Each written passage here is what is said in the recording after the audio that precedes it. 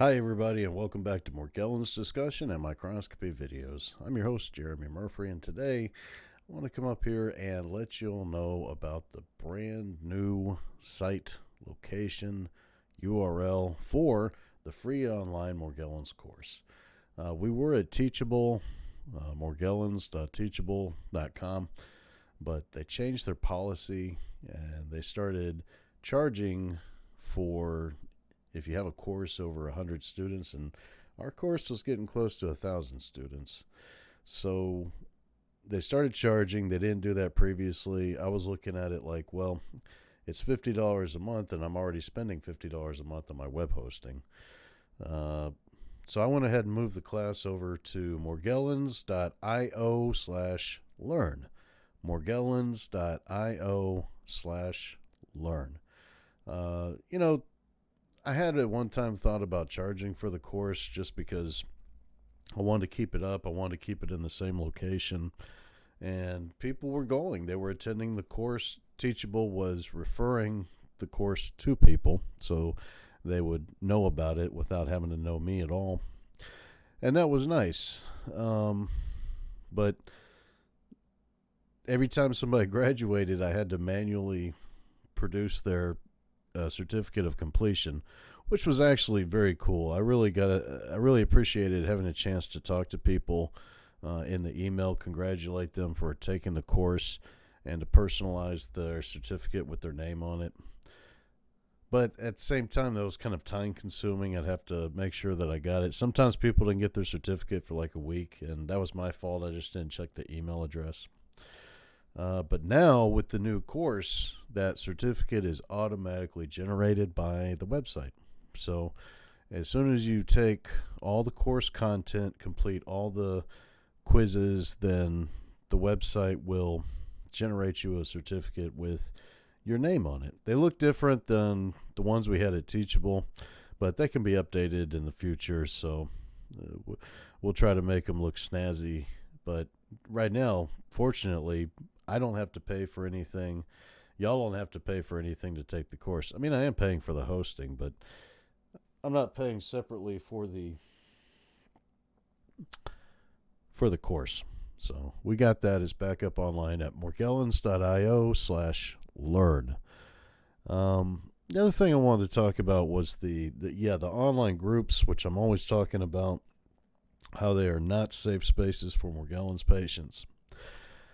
And what happens every now and again is you see somebody, they'll make their way into a Morgellons group, they'll get wrapped up in the lore, and that's where people make up a bunch of myths about Morgellons and they follow it religiously, like it's dogma. And some examples of this are people claiming that Morgellons is sporotrichosis. Morgellons is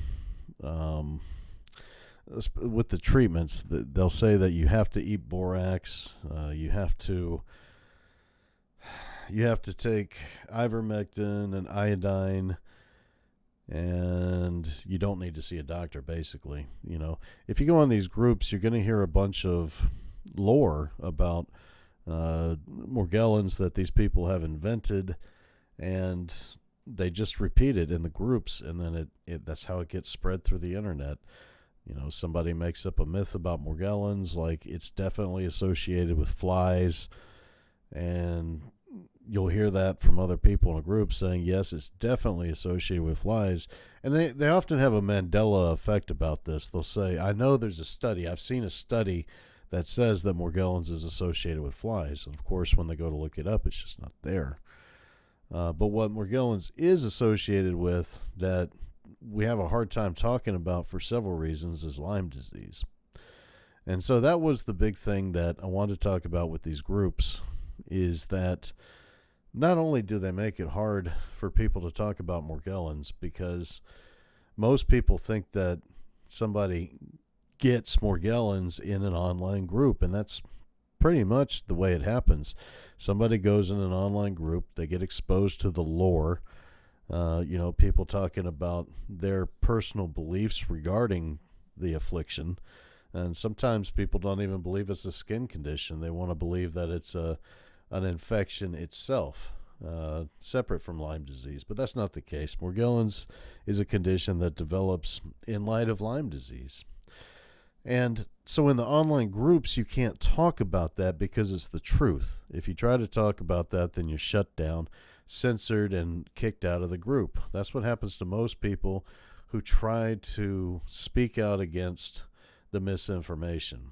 You know, if you see somebody saying that Morgellons is definitely associated with cyanobacteria, they're not going to have any kind of research papers which validate that assessment. But when I say Morgellons is associated with Lyme disease, you can go to PubMed right now and pick up about a dozen papers that verify that claim. So in Morgellons groups, you cannot talk about Lyme disease because it's the truth and because it shatters that illusion that's built up with group lore. People come up with all sorts of fantastic ideas about our skin condition, but rarely ever is any of it true. And then what is true that is in the papers that has been demonstrated is rarely ever circulated, because when you're promoting the truth, then you can't pull one over on people you want to sell your junk to. And that's what happens in these Morgellons groups. They're told that the only way forward for them is to remediate their bioterrain and start taking miracle mineral solution. And I mean, I've seen that. Some people in groups, that's what they're telling people to do. They're saying that that's how they cured themselves, but there's no evidence they ever had Morgellons in the first place. And when you're dealing with Morgellons lore, it often comes down to, well, everybody's got it because it's in the environment and everybody's breathing it in. But the science tells us that only 6% of Lyme disease patients would develop Morgellons on average, based on a study of 1,000 people. 2 studies of 500 each. And so that means that there's 94% of Lyme disease patients who do not develop Morgellons.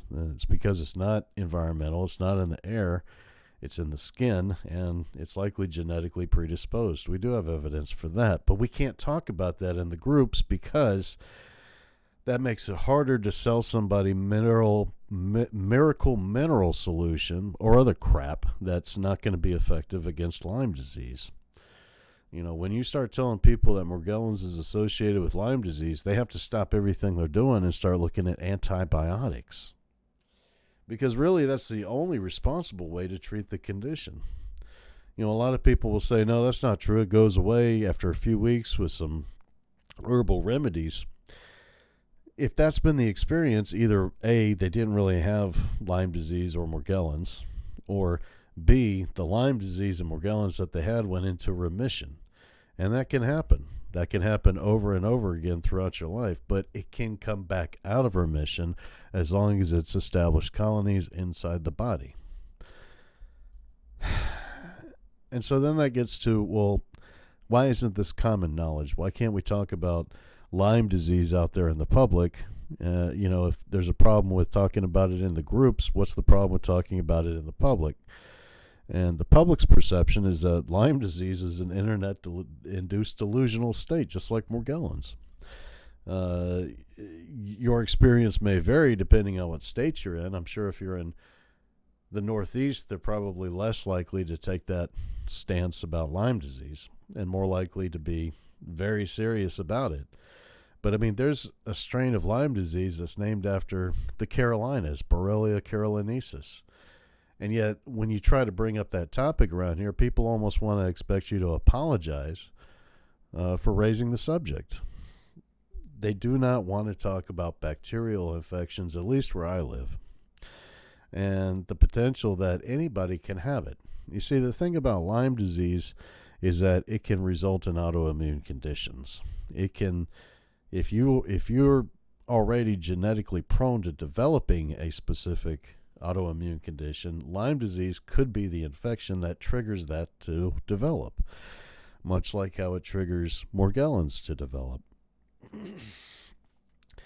And so, but not being able to talk about that openly in the public because people consider it an internet-induced delusional state, is one of the reasons why it's spreading so rapidly across the country. You know, if we could just talk about this with each other and talk about ways that we can educate and inform and warn other people, you know, it's not that we think everybody has Lyme disease. Everybody may have syphilis or traces of it, but when it comes to Lyme disease, it's one thing, but it's one thing that shouldn't be excused because you think that it's impossible. You don't know if it's impossible. It's very possible if 500,000 people in America are getting it every single year. And that's what the CDC is saying. They're saying the likely number of cases every year is close to 500,000 Americans. New cases every single year. They're reporting almost 200,000 Americans every year will contract syphilis. So it's not really too far out of the realm of possibility to assume that Lyme disease is going to be as or more prevalent. And according to the CDC's figures, it's almost twice as much. More than twice as much, like 2.5 to... Anyways, outside of the math, the point is that we can't talk about Lyme disease or syphilis in public because people don't like having those conversations. They want to have a good time. People just want to have a good time. They don't want to mess around with anything serious. You know, once you start taking life too seriously, that's when people want to start tuning you out. But the sad thing is that they could be suffering. They could be going through some serious turmoil, emotionally and physically. And you may care about that person, and you may want them to consider Lyme disease because it is a potential scenario for a broad range of debilitations and afflictions. But that person may have convinced themselves preemptively that they do not have Lyme disease. And that's unfortunate. You can't really do anything for people who have talked themselves into believing there's no way they can catch an infection that 500,000 Americans catch every year. You can't help them out, and eventually they're just going to get angrier. They're going to get less happy because they're not making the kind of progress in life that they want to be doing.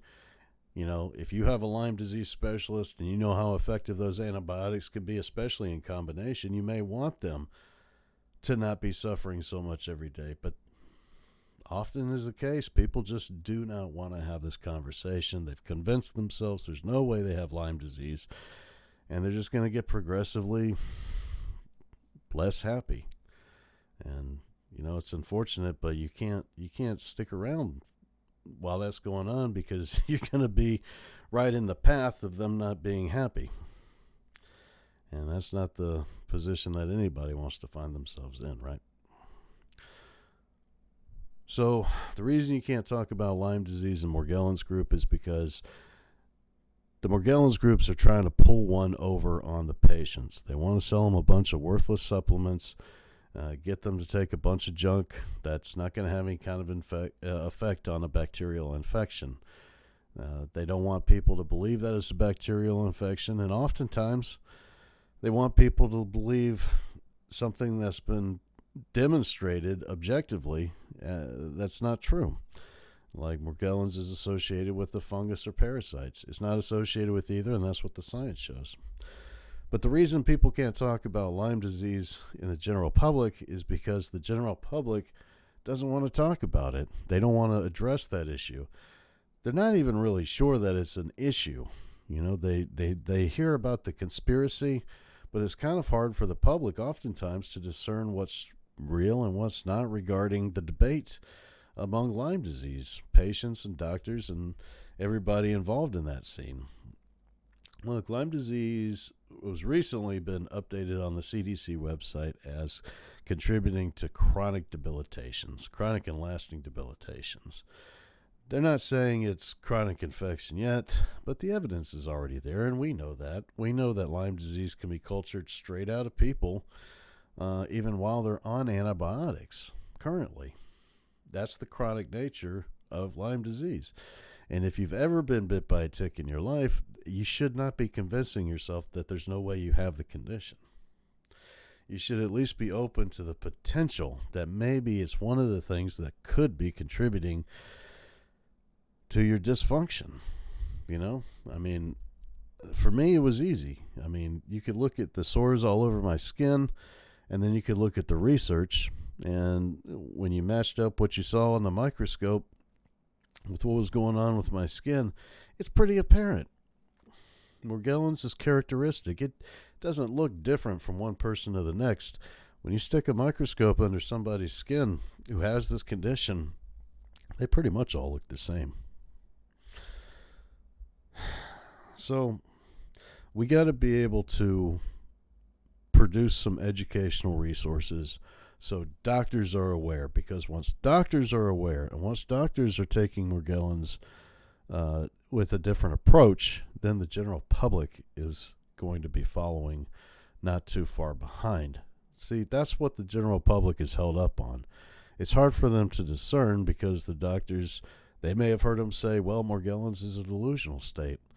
But once they hear the doctors changing their tune about it, that's oftentimes all the validation anybody needs to be able to represent that truth themselves. Once a qualified professional, educated and certified, says that Morgellons is a condition of Lyme disease and is very real and very serious and it can happen here in the Carolinas, then the general public will go, oh yeah, well that doctor who I trust, who I know is good, who fixed my friend from dying, he said Morgellons is real, and I guess now it's real. It can happen just that easily, but you got to have hope, and we got to have those educational resources. That's why we put the free online Introduction to Morgellons course up for anybody to take. Morgellons.io/learn. Morgellons.io/learn.